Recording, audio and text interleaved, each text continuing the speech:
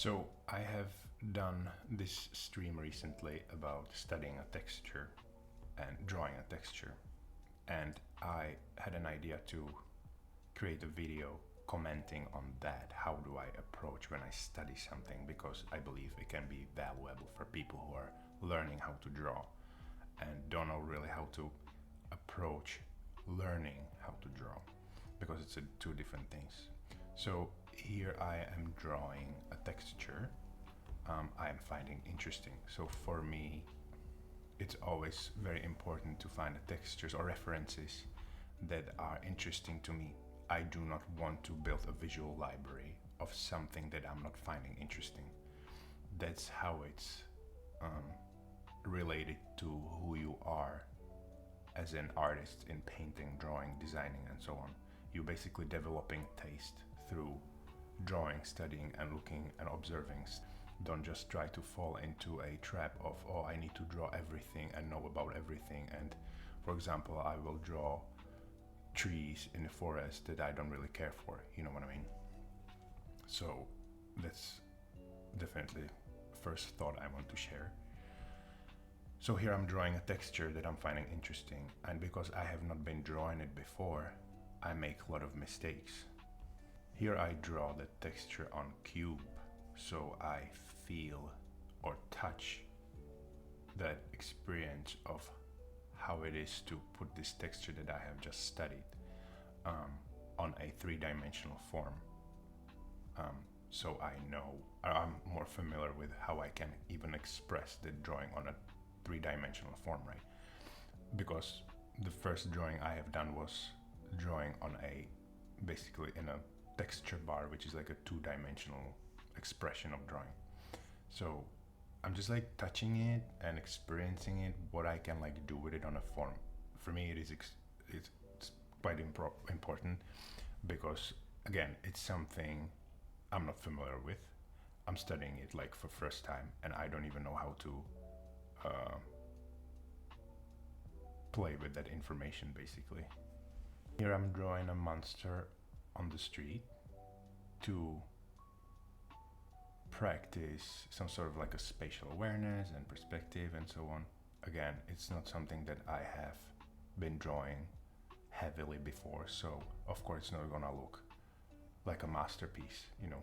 So it's very important to approach this learning for me and doing studies, like in this case, this is how I do studies, is to like approach it in a non-judgmental way and with the mindset of knowing that I'm gonna make a lot of mistakes along the way, but I already feel confident that if I'll do it again, that I will draw it better, and if I'll do it again, then I'll draw it better.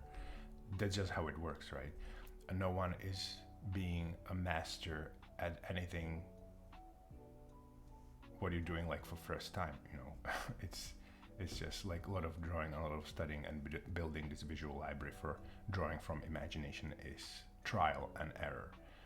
And a lot of this I see in my drawing class, where people are just so hard on themselves because they are drawing something and it doesn't look like they want it to look like, and there's just not a lot of details. It's just not a pretty drawing. But drawing classes are a perfect practice ground where it should be always non-judgmental, and people should feel like they can grow there and make a lot of mistakes. Like I always try to create a safe space for anyone who wants to learn how to draw, myself included, you know. That's why I have sketchbooks. I make tons of errors and mistakes, and that's it. It's simple. Here I switched back to drawing a texture on some three-dimensional form. In this case, it's a cylinder, and I again play with an idea of what I can do with it, like on a three-dimensional form, in this case a cylinder. So in the future, if I will want to draw some sort of interesting weapon that would look like a medieval type of weapon, how can I like play with that texture on a cylindrical form, you know? By repeating and drawing this texture that I am just studying here, I'm already like building a visual library.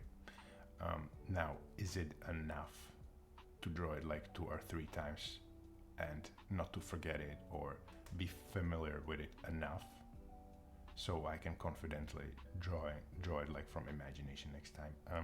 That is very individual. People learn at a different pace with different um, repeating exercises and so on. So I don't have an answer for that, but I'm already like familiar with it more than before. So that's definitely a progress, right? Here, for example, I've realized that I'm just doing shapes and forms like too similar to each other, meaning like size-wise.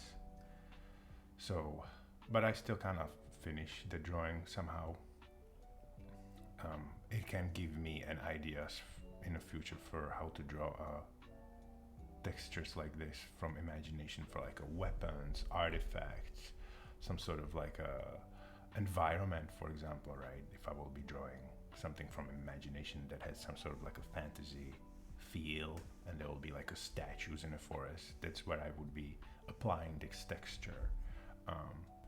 I always tell my students and myself when I draw something and I make a lot of mistakes, I go and redraw it.